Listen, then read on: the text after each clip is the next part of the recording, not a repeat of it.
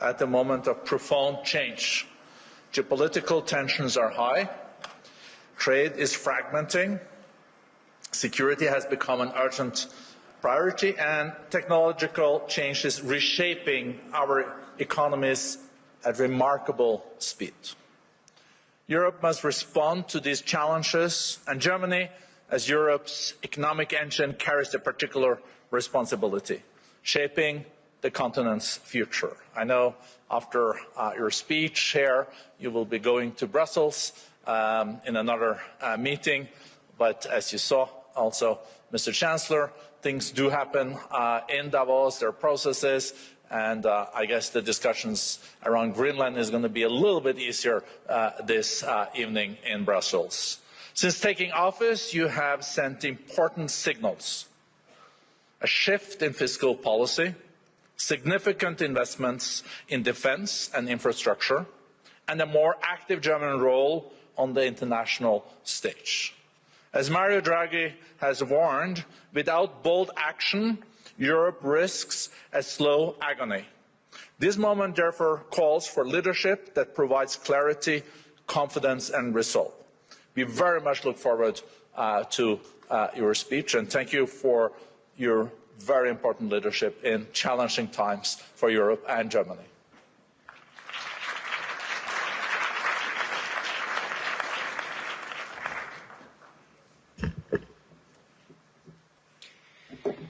Now, President Borge Brende, ladies and gentlemen, the calm and peace up here on the magic mountain in Davos is at stark contrast to a world whose old order is unraveling at breathtaking pace. Let me share with you how the new German government is looking at these tectonic shifts and how we are addressing them. These shifts have the most profound ramifications for our freedom, for our security, and for our prosperity. In these weeks and months, we are witnessing a new era has already begun. Russia's war of aggression against Ukraine has been the most drastic expression so far. But change runs much deeper. China, with strategic foresight, has worked its way into the ranks of the great powers. The United States' global pole position is being challenged, and Washington reacts by radically reshaping its foreign and security policy. We have entered a time of great power politics. The international order of the past 3 decades, anchored in international law, has always been imperfect. Today, its very foundations have been shaken. This new world of great powers is being built on power, on strength, and when it comes to it, on force. It's not a cozy place. We do not have to accept this new reality as fate.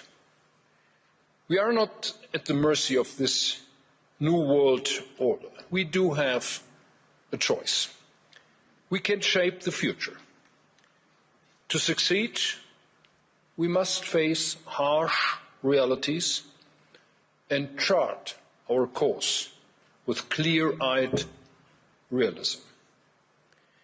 2 days ago, Mark Carney said in this hall from this place, we must no longer rely only on the power of our values. We must also recognize the value of our power. I share that view. And when I look into this room, into this hall, I want to say most of us share it. And that is a good starting point. European friends, if I may say so, our power today rests on three pillars: our security, our competitiveness, and our unity. First, we must invest massively in our ability to defend ourselves, and we are doing this. Second, we must rapidly make our economies competitive, and we are doing this. Third, we must stand closer together among Europeans and among like-minded partners. We are doing this. As we forge ahead, we must never forget one thing: a world where only power counts is a dangerous place. First for small states, then for the middle powers, and ultimately for the great ones. I do not say this lightly. In the 20th century, my country, Germany, went down this road to its bitter end. It pulled the world into a black abyss. So let us bear in mind, our greatest strength remains the ability to build partnerships and alliances among equals, based on mutual trust and respect. I remind you, after 1945, the United States of America inspired us Germans to embrace this logic. On this foundation, NATO became the strongest alliance in history. This is why we hold true this idea. Now, in recent days, the United States administration has vehemently demanded greater influence in Greenland. Washington has argued that this is an imperative to counter security threats in the High North. We welcome that the United States is taking the threat posed by Russia in the Arctic seriously. This threat is itself an expression of great power rivalry. It is aimed both at Europe and the United States. We experience it daily in hybrid attacks in the Baltic Sea and in Russia's winter war against the people of Ukraine. We share the conviction that as European NATO allies, we must do more to secure the High North as NATO. This is a common transatlantic interest. Germany is doing just that. We are doing it in the framework of NATO, and we will do more.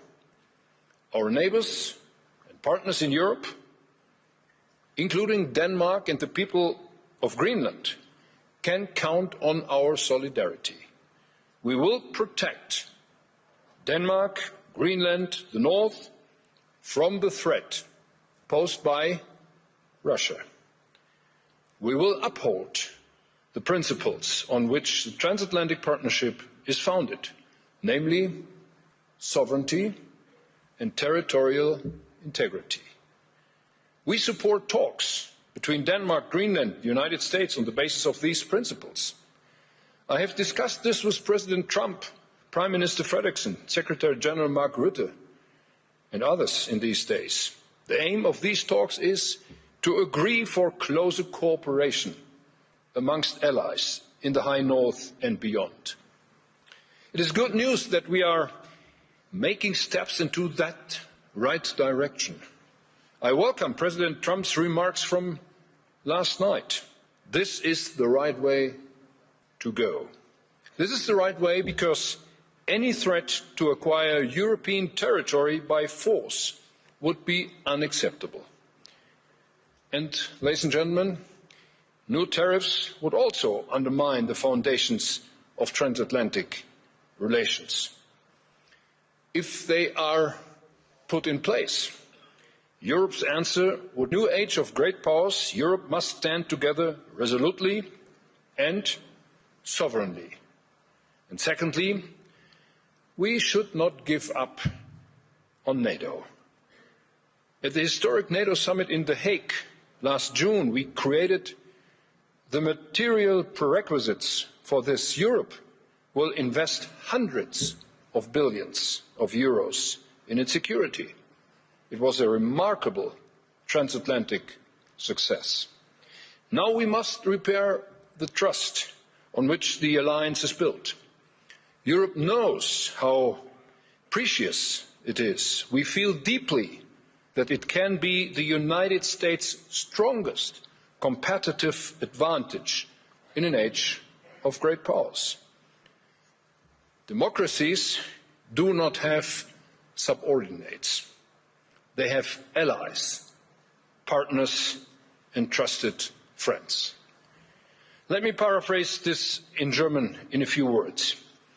Wir haben die Schwelle hinein in eine neue Welt der Großmächte überschritten. In dieser Welt weht ein rauer Wind. Diese Welt wird uns Härten und Gefahren zumuten. Das spüren Sie, das spüren wir alle. Machen wir uns aber auch bitte klar, dieser Welt sind wir nicht ausgeliefert. Wir können sie gestalten. Lassen Sie uns deshalb besonnen, schöpferisch und mutig zugleich auf unsere eigenen Stärken setzen. Und genau das tun wir. Wir investieren massiv in die eigene Sicherheit. Wir machen unsere Wirtschaft wieder wettbewerbsfähig. Und wir halten in Europa zusammen. Das wird uns helfen, den Zumutungen dieser neuen Zeit besser zu trotzen. Vor allem wird es uns neue Türen öffnen und neue Chancen ermöglichen. Für unsere Souveränität werden wir mit Festigkeit eintreten. Und unsere Nachbarn in Europa können sich auf unsere Solidarität verlassen. Lassen Sie uns bitte auch bei allem Frust und Ärger der letzten Monate die transatlantische Partnerschaft nicht voreilig abschreiben. Und das ist kein wohlfeiler Verweis auf das Prinzip Hoffnung. Nein, wir Europäer, wir Deutsche wissen, wie kostbar das Vertrauen ist, auf dem die NATO fußt. Im Zeitalter der Großmächte werden auch die USA auf dieses Vertrauen angewiesen sein. Es ist ihr und unser entscheidender Wettbewerbsvorteil. Ich sage es auf Deutsch. Autokratien mögen Untertanen haben. Demokratien haben Partner und verlässliche Freunde. An diesem Satz wollen wir uns orientieren. Wir werden hartnäckig dafür arbeiten, dass dies nicht in Vergessenheit gerät. Under my leadership, ladies and gentlemen, the new German government set two goals. First, Germany has to regain economic strength. Second, we want to make Europe a key player again in global politics, economically, and particularly in defense. We need to be able to defend ourselves, and we need to do so fast. These goals are complementary. Economic competitiveness and the ability to shape global politics are two sides of the same coin. Germany can only lead the way in Europe if we are economically strong. And Europe's geopolitical influence and our defense capability largely depend on the continent's economic momentum. Ladies and gentlemen, our policies now need to be exceptionally ambitious and courageous. We must make progress in 4 simultaneously areas. We must continue supporting Ukraine in its fight for a just peace. We must become capable of defending ourselves on our own in Europe. We want to reduce dependencies that currently make us vulnerable. And fourth, we want to ensure that our economy can tap into its full potential for innovation and growth. This will only work if we work together as one European Union. And be assured, Germany pledges to take a special responsibility here. That is why we decided right at the start of my tenure to increase Germany's defence spending up to 5% of GDP. That is a huge increase. Boosting our military capabilities means to assert our sovereignty. By systematically strengthening our defence, we are reducing our economic and technological dependencies. And there is no room for isolationism and protectionism in this agenda. Instead, we are talking about strategically coordinated ties worldwide. Europe's trade ambitions are crystal clear. We want to be the alliance offering open markets and trade opportunities. We want to strengthen the rules for fair trade and level playing field. Europe must be the antithesis to state-sponsored, unfair trade practices, raw material protectionism, tech prohibition, and arbitrary tariffs. Tariffs, again, have to be replaced by rules, and those rules need to be respected by trading partners. On this, the EU is making great progress. Mercosur has been signed. And by the way, I deeply regret that the European Parliament has put another obstacle in our way yesterday. But rest assured, we will not be stopped. The Mercosur deal is fair and balanced. There is no alternative to it if we want to have higher growth in Europe. And most likely, this agreement will provisionally be put in place. In a few days' time, the President of the European Commission will travel to India to establish the principles of a free trade agreement between the subcontinent and the European Union. I was in India a week ago, and I have no doubt whatsoever that the era of great powers presents an opportunity for all of us and for all countries that favour regulations above arbitrary rule and see greater benefit in free trade than in protectionism and isolationism. And Europe is joining forces with new partners, as you do see in our efforts to finalise trade agreements with Mexico and Indonesia. In order to make best use of these new partnerships, we need to put our house in order at home. We are aware of those problems. Both Germany and Europe have wasted incredible potential for growth in recent years by dragging feet on reforms and unnecessarily and excessively curtailing entrepreneurial freedoms and personal responsibility. We are going to change that now. Security and predictability take precedence over excessive regulation and misplaced perfection. We must reduce bureaucracy substantially in Europe. The single market was once created to form the most competitive economic area in the world, but instead we have become the world champion of over-regulation. That has to end. I have therefore mobilised EU leaders to convene for a special summit on February 12, at which we intend to set the course. Giorgia Meloni and myself, we have formulated a set of proposals we would like to see addressed. Amongst them are some new ideas. We propose an emergency brake for bureaucracy, discontinuity for legislative work, a modernised EU budget putting competitiveness centre stage. We want to have a fast, dynamic Europe and a service-oriented administration. I will insist that rapid progress be made, including on the Capital Markets Union. We cannot allow our European champions to continue being dependent on capital markets outside Europe. Instead, they should be able to grow in Europe, they should be able to be financed in Europe, and they should be able to go public in Europe. At home, We are making Germany competitiveness again as a place for business and investment both, in industry and our many small and medium-sized enterprises. Let me tell you, the so-called Mittelstand in Germany has to be reckoned with. We are providing more targeted support to innovators, removing obstacles from their path and making it easier for them to access capital markets. We have reduced energy costs. The focus for our electricity supply is on a combination of renewable energies, storage and modern gas power plants. In the coming years, you will see massive investments in state-of-the-art power plants, power lines and heat supply. We will speed up efforts to expand and modernize infrastructure. 500 billion euro have been made available for this purpose. At the heart of our efforts lies digital transformation.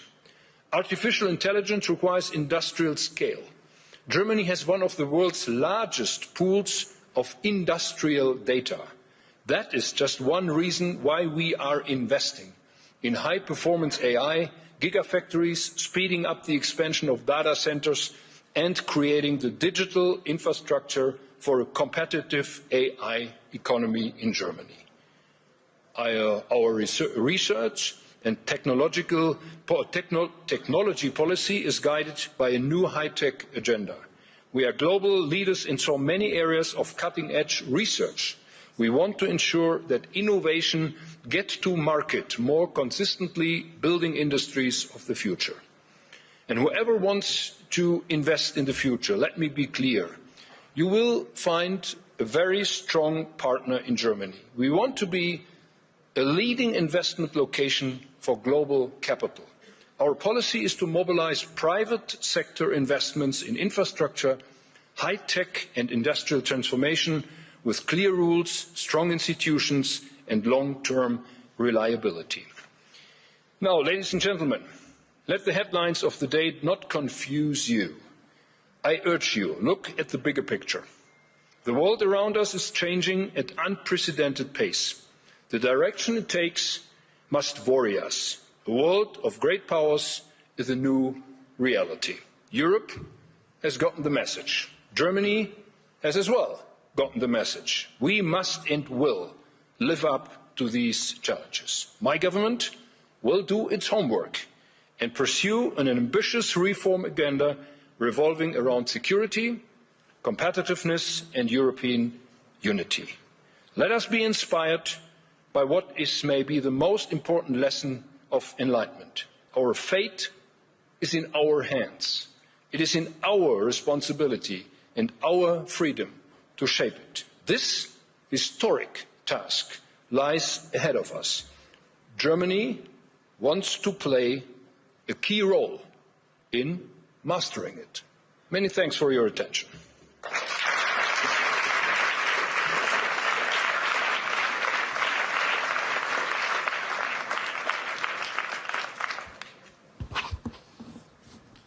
Thank you so much, Mr. Chancellor, also for being able to create some optimism when this meeting is probably taking place against the most complex geopolitical backdrop, maybe since the Cold War, or maybe even since 1945.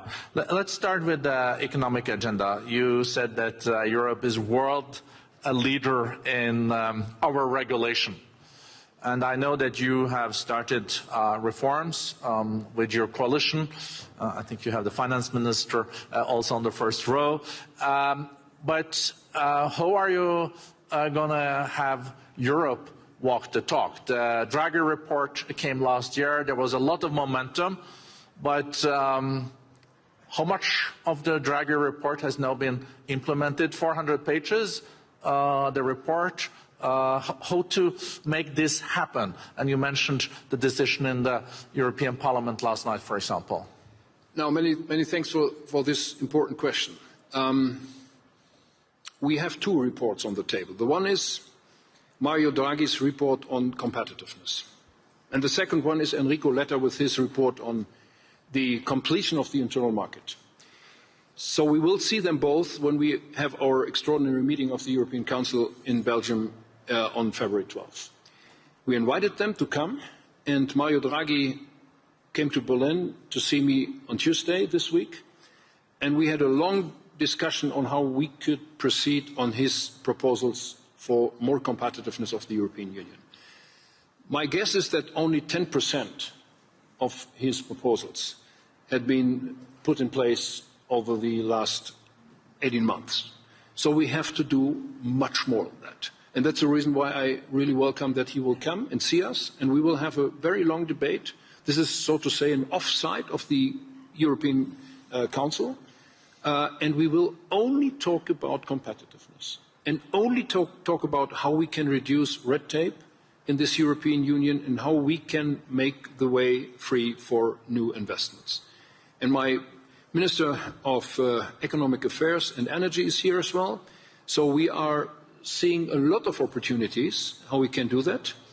And my meetings during this Davos Economic Forum in this year making me extremely optimistic that there are many investors, many CEOs here seeing Germany as one of the key places for further investments. So we have to do our work. It will not be easy. I mentioned the European Parliament. This European Parliament may not become the bottleneck for all these decisions. The EU Commission has the monopole for making proposals.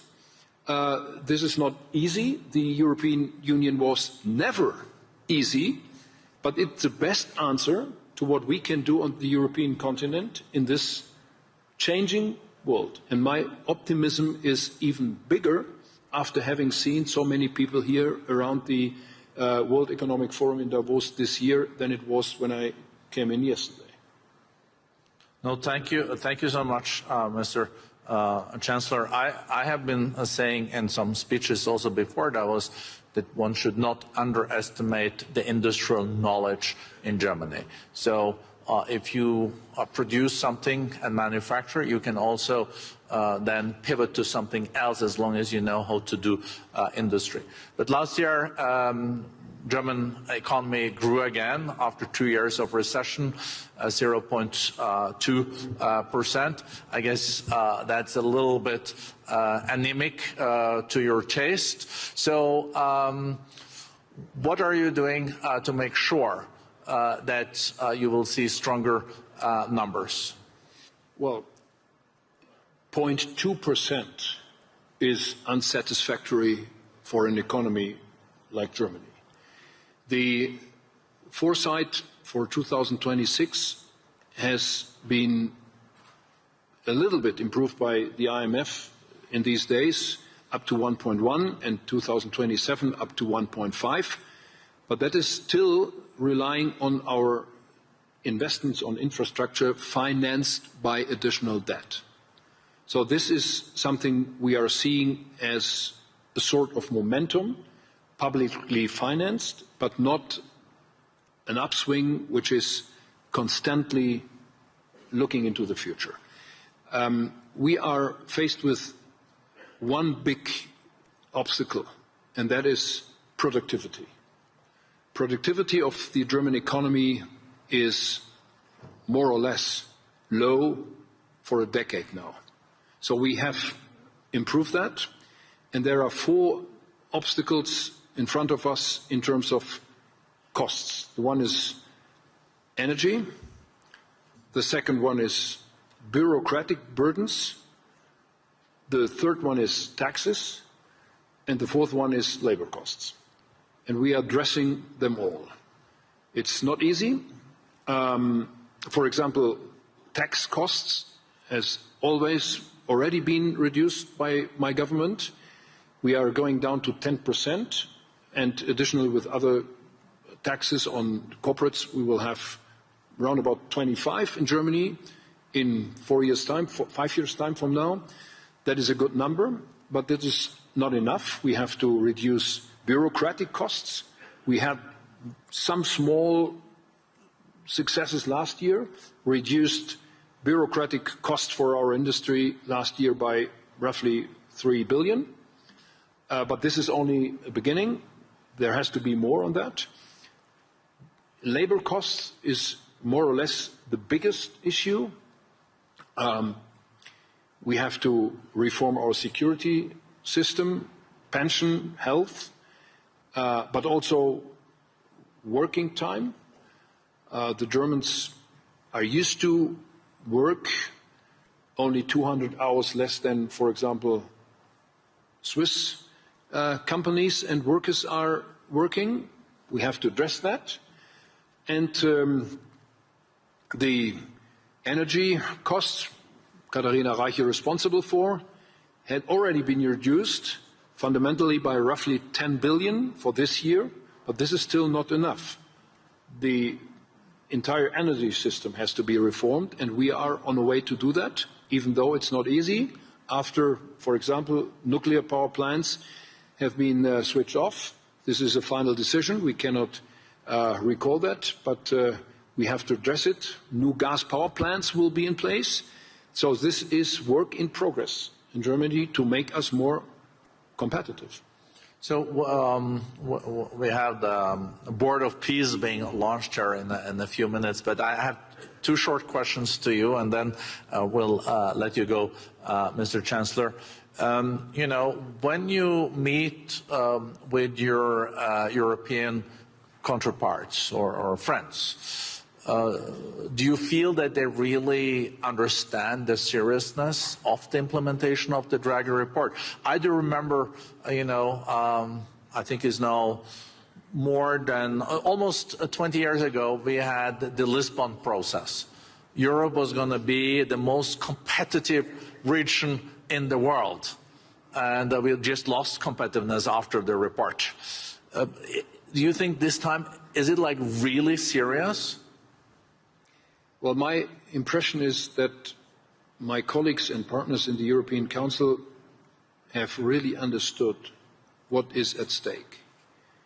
As I mentioned that in my speech, the world has so fundamentally changed over the last month and years that this is now really the time to move ahead and to change things.